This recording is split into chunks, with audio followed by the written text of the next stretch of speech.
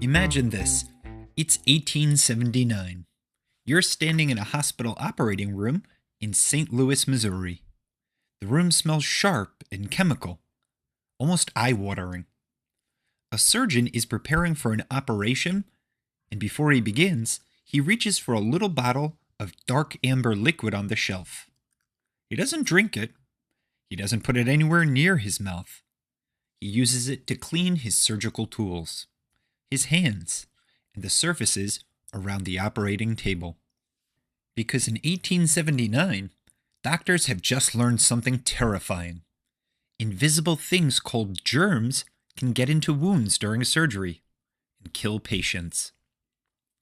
The race is on to find chemicals powerful enough to destroy those germs before they destroy the patient. This liquid is one of those chemicals. Strong enough to kill bacteria on contact. Harsh enough to make your eyes water just from the smell. It is absolutely, definitely not meant to go in your mouth. Fast forward 140 years, you're in your bathroom. It's Tuesday morning. You've just brushed your teeth. You reach for a bottle of familiar blue-green liquid. Pour a capful, swish it around your mouth for 30 seconds, and spit. Fresh, clean, totally normal. The liquid in that bottle? A direct descendant of that surgical disinfectant from 1879. Believe it or not, the mouthwash you use without a second thought started its life cleaning operating room equipment. And the story of how it ended up in your bathroom involves one of the most brilliantly manipulative advertising campaigns in history.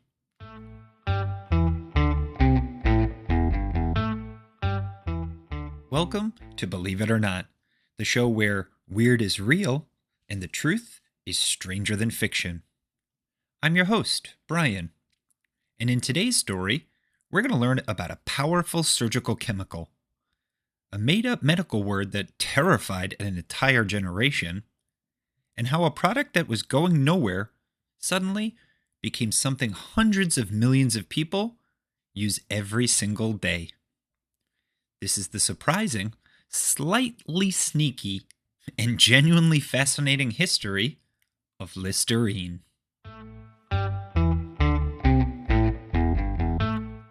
In 1879, a St. Louis doctor named Joseph Lawrence developed a powerful antiseptic formula, a chemical compound designed to kill germs on contact. He named it after Joseph Lister, the British surgeon who recently pioneered the revolutionary idea that germs caused infections and that sterilizing surgical equipment could save lives.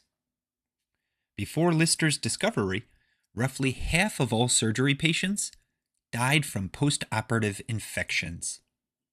But sterilization changed everything. Lawrence's formula was genuinely effective.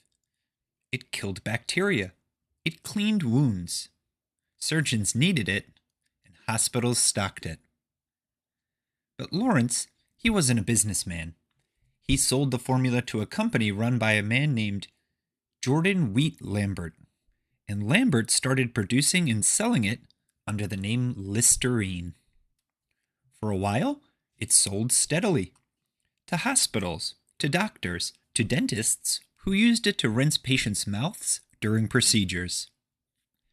But steady wasn't enough. Lambert wanted something bigger. The product needed an audience, a reason, a problem it could solve. And then his son Gerard had an idea. And that idea would change advertising history forever.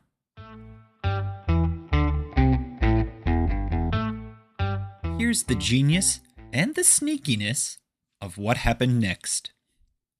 Bad breath had existed since the beginning of human history.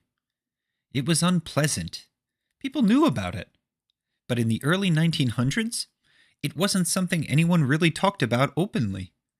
It was just a fact of life, like snoring or sweating. Embarrassing, maybe, but not a crisis. Gerard Lambert decided to change that. He dug through Listerine's medical documentation, a Latin medical term, halitosis. It simply meant bad breath. Doctors had used it occasionally in clinical contexts, but almost nobody outside of medicine had ever heard of it. Gerard took that obscure Latin word and put it in advertisements everywhere. Suddenly, bad breath wasn't just something embarrassing. It was a medical condition. It had a name, a clinical, serious-sounding name that made it feel like something that required treatment. And Listerine, conveniently, was that treatment. Now, the advertisements Lambert's team created were not subtle. They told stories, detailed, dramatic, heartbreaking stories, about people whose lives were being quietly ruined by halitosis. A young woman passed over for promotion because her colleagues couldn't stand to be near her. A man whose friends slowly stopped inviting him places. A bride whose new husband had begun to pull away. All because of bad breath. All fixable with one product. The ads then delivered the killer line. Something along the lines of, "Even your best friend won't tell you." Think about how diabolical that is. Even your best friend won't tell you. Which means you might have this problem right now, and nobody around you will say anything. You'll never know. Unless you use Listerine. It was advertising designed not to sell you something you wanted, but to make you afraid of something you'd never worried about before. And then suddenly, offer the cure. It worked beyond anything Lambert had imagined. Between 1922 and 1929, Listerine's annual revenue grew from $115,000 to over $8 million. A surgical disinfectant that had been quietly sitting on hospital shelves for 40 years became, almost overnight, something people felt they desperately needed every single morning. Believe it or not.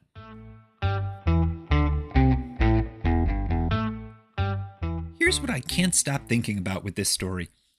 The product didn't change. Not really. The formula that cleaned surgical tools in 1879 is essentially the same formula people are swishing around their mouths today. What changed was the story about it. Lambert's team didn't invent bad breath.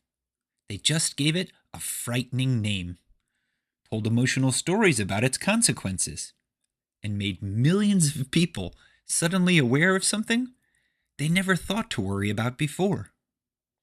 And once you're aware of something, once it has a name, once you've been told it could be quietly ruining your life, it's almost impossible to unknow it. That's the power of a story. It can make something invisible suddenly visible. It can take something ordinary and make it feel urgent. Stories change behavior. They always have. Which is worth remembering, both as someone who tells stories and as someone who hears them.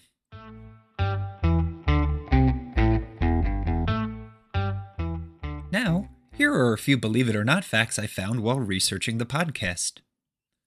Believe it or not, before it became mouthwash, Listerine was aggressively marketed as a cure for the common cold, a dandruff treatment, a remedy for sore throats, and most bizarrely, a solution for sweaty feet.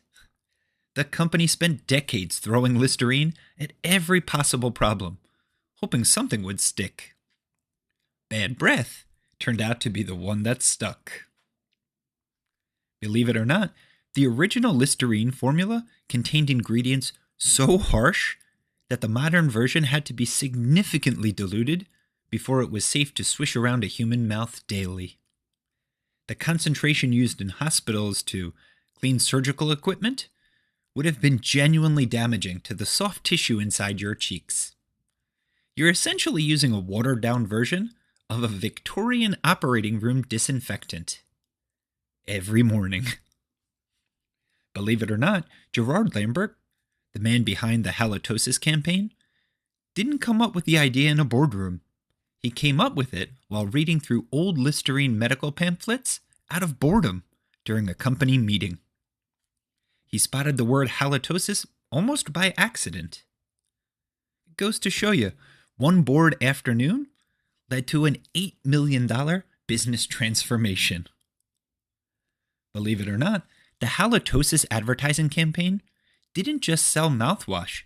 It launched an entire industry of personal hygiene anxiety. Marketing that is still with us today. Deodorant, dandruff shampoo, and whitening toothpaste all used nearly identical strategies in the decades that followed. Name the problem, make it socially terrifying, sell the cure. Listerine essentially invented the playbook. Believe it or not, Joseph Lister, the surgeon Listerine was named after, was one of the most decorated medical figures of the 19th century, eventually knighted by Queen Victoria and made a baron. He pioneered the entire concept of antiseptic surgery and saved countless lives. His reward for his legacy? Having his name permanently attached to a product marketed at various points as a cure for sweaty feet. And finally, believe it or not, today, Listerine is sold in over 85 countries and comes in more than 30 different varieties, including flavors like Glacier Mint, Arctic Berry, and Natural Green Tea. And every single one of them traces its commercial existence back to one obscure Latin word that an advertiser found in a dusty medical pamphlet in 1922 and decided to make famous.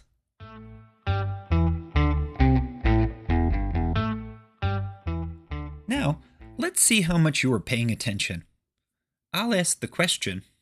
You shout out the answer. Question 1.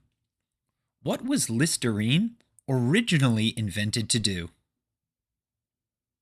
The answer? Clean surgical tools and kill germs in operating rooms. Question 2. What is halitosis? And why did the word matter so much? The answer? It's the medical term for bad breath. And Listerine's advertisers used it to make bad breath sound like a serious medical condition that needed treatment. And question number 3. True or false? Listerine's formula was completely reinvented before it became mouthwash. False. The formula barely changed. What changed was the story around it.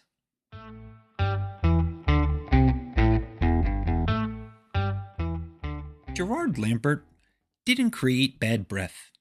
He just told a story about it that made millions of people afraid for the first time. So here's the question. How many things in your life do you worry about because you genuinely need to? And how many because someone, somewhere, told a very convincing story that made you think you should? And how do you tell the difference?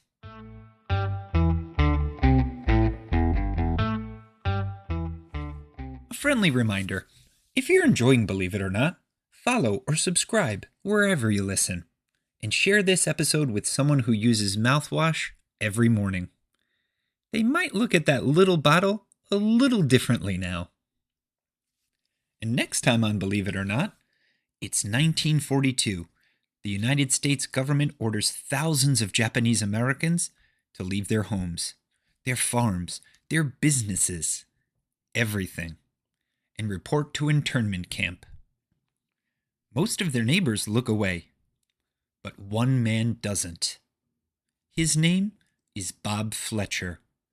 He's a white farm inspector from Sacramento, and what he does next, quietly and without fanfare, at serious personal cost, is one of the most remarkable acts of moral courage in American history. He doesn't make the news. He doesn't write a book about it. He just does the right thing. And almost nobody knows his name. You won't want to miss it. Now, before we go, here's a joke that doesn't stink as badly as my breath in the morning. A college professor is explaining the concept of statistics with an example. Statistically, every time I breathe out, someone dies. His student says, "Have you tried antiseptic mouthwash, sir?" P.U.